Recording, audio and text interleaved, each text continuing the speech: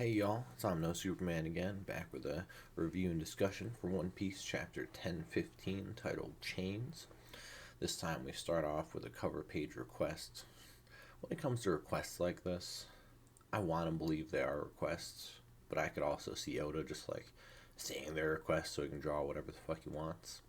But this is Senor Pink being carried by a stork, which is kind of fitting because he dresses like a baby. But with this, I want to say this means Senor Pink escaped Dressrosa and was not caught by the Marines. And since I want Senor Pink and Frankie to have like a reconnecting moment in the future, I want to believe it. But now we just go to the chapter. We just immediately start with Luffy in the water, and then we go to Queen attacking Chopper. Chopper's kind of distraught because he thinks Luffy lost, because I mean, Luffy did lost, of course, but he thinks Luffy's potentially dead. Everyone's like second guessing themselves, or everyone who is not a Straw Hat and the gullible Chopper is second guessing themselves. Well, we go to I don't remember what they're called, holy shit. Oh, a smile user. We go to a smile user stating they enjoyed the dumplings that Speed gave them. And they're just saying how strong Kaido is. And then we got Izo, Kawamatsu, Sanji, and then asleep Zoro. Sanji using Zoro as kind of like a bat to just hit people with, which is hilarious. And then Queen's like, I'm done playing with you. I just thought you wanted to joke around. And then you see Perospero shooting more arrows. Everybody gets worried because they can't defend. You see Queen show all of their very sharp-looking teeth. And then you hear Diable Jimbe. I don't know how to pronounce that, but Diable Jimbe. Sanji just breaking out of a wall and kicking Queen straight in the side of the face, where you see it breaks a lot of his teeth.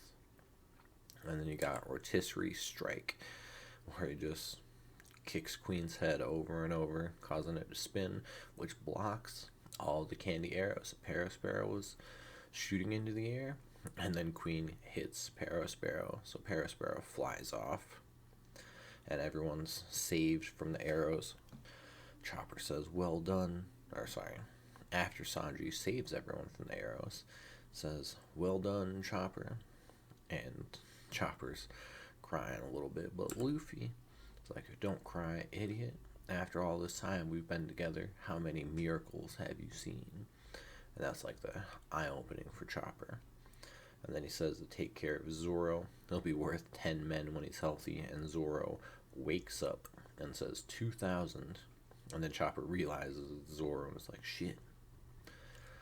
So Sanji's going to take on Queen, which is about time. And like, I'm going to look forward to this. This is going to be great. And you see Marco's happy. He's like, this is why I like you guys. And then we go back to that first floor crawl space where Kiku is down, most likely dead. Kandro down, also most likely dead. And we see Kinemon get up and stab Kaido. And then there's a little flashback to where Kinemon is trying to convince Momonosuke to pretend he's his father so they can keep everything a secret, which goes bad and then goes well, and we know how everything else went. And Kaido's like, what are you going to do with an extra few seconds? And then he stabs Kinemon straight through the back. Says, face your death like a warrior. The problem with defeat is so few can accept it when it arrives. And Kinemon is probably also dead. So he would be the fourth scabbard to officially die, if we're believing everything. Blanking on the first scabbard's name. Ooh, Ashura Doji. So Ashura Doji, Kiku,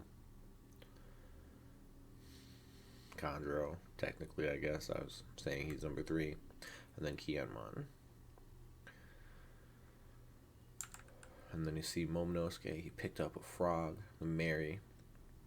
And we see the little flashback. So last chapter, he was apparently talking to Luffy. Don't know how Luffy subconsciously or unconsciously used this, but he did, which is sweet. So Momonosuke tells everyone Luffy is alive and that he will return the battle. So everyone has to keep fighting no matter how hard or painful it is. Continue to fight. And then you see clips of everybody. You got Lord Hyoguro. I think that's Yamato. I want to say it's Yamato, not Nami. Just because Nami has like a bandage on her head and that one doesn't have a bandage. And then you got Raizo, Jinbei. And then you see the little flashback. Momo, tell them I'm going to beat Kaido. And Momonosuke says Luffy is going to win. And that gives everyone a second wind, so to say. And then you see everybody else. You see the gifters and waiters who have come to our side. Frankie, Chopper, Brook. Again, who's who? He's the one Topiropo that they're showing us out of these 2 chapters. And then we got Robin. This time it does show King. He wasn't shown last time, but he's also like, what the fuck? And then Kid actually smiles. And then you got Kaido. It's like, are you satisfied now, son of Odin? Momonosuke quivers.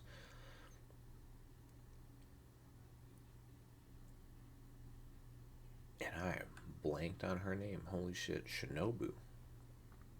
Shinobu uses her ripe jutsu, and you watch the side of the cliff fall. And then Kaido, being a dragon, could just like go after him, but you just see him fall off the island. And then it goes back to the water, and you see the Polar Tang, Lost Submarine. It's like, someone's there. You're right, it's Straw Hat Luffy. How is he speaking in the water? I don't know, just help him. So they're gonna rescue Luffy. It's not like Luffy's gonna walk in water, which was a theory from last week, which I'm kind of glad isn't true, because if it had spoiled it, that would have been unreal. Then you got Usopp, Otama, and Nami all happy that Luffy's alive, and Nami's climb attacked, also happy Luffy's alive. So Zeus survived and became part of the climb attack. That's exactly what this looks like. So Zeus permanently with Nami moving forward. That's what it looks like. Then you got Big Mom and Kid still fighting, and then Law shows up. The longer you work with Luffy, you just get a feeling that he'll find a way out of it in the end. And Kid's like, come on, you're not going to mess up my fight. And Law just says, grow up. Let's form a temporary alliance. Kid really doesn't like alliances, so that may cause like a small fight in the next chapter. Not positive. We just got to wait and see. But then it goes back to the rooftop. We don't see what happens with them, just back to the rooftop. And you got Kaido being yelled at by Yamato. Kaido's like, I think you mean Father Yamato. No, I've come here to cut those chains. And then that ends the chapter. There's no break next week, which is always great. But we're leading to a fight between Yamato and Kaido. Yamato no longer has the chains on, so we can see their full strength. Being the son of Kaido, you kind of expect Kaido to be stronger. But if Yamato fights Kaido and then Luffy comes back and beats Kaido afterwards, then that would make sense. Something else, a few little comments. If we go back to the Zoro thing, this is the second time, maybe it's happened more, but the second time I remember, where it shows Zoro asleep while being carried in this little cross-stitch thing, and then he just wakes up to say something, like he's listening to all the conversations while he's asleep.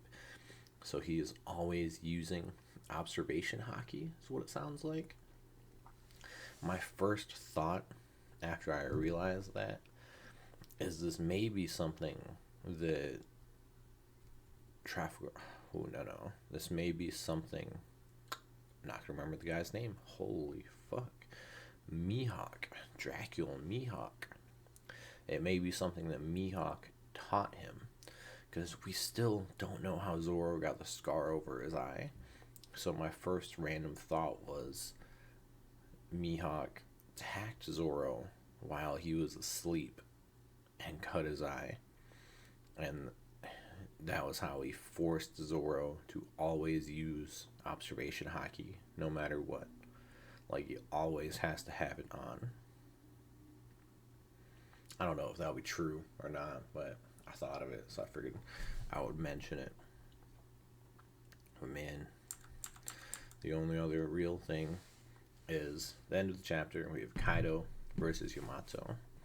When I looked into it, it is technically according to Chinese mythology, but in Chinese mythology, the East is represented by the dragon, Kaido, and the West is represented by the white tiger. We don't know what Yamato's devil fruit is, and based on the hair and SBS, One Piece releases SBS's Volume 99, got released and translated last week. In it, one thing that was mentioned is Yamato's favorite food is Oden, of course. They're 28 years old, born the same year as Momonosuke. Their height was 2.63 meters, which is about 2 Luffy's. And they really like to eat salmon, whatever, by biting into them raw. Which there was a previous theory that they could have been in tiger.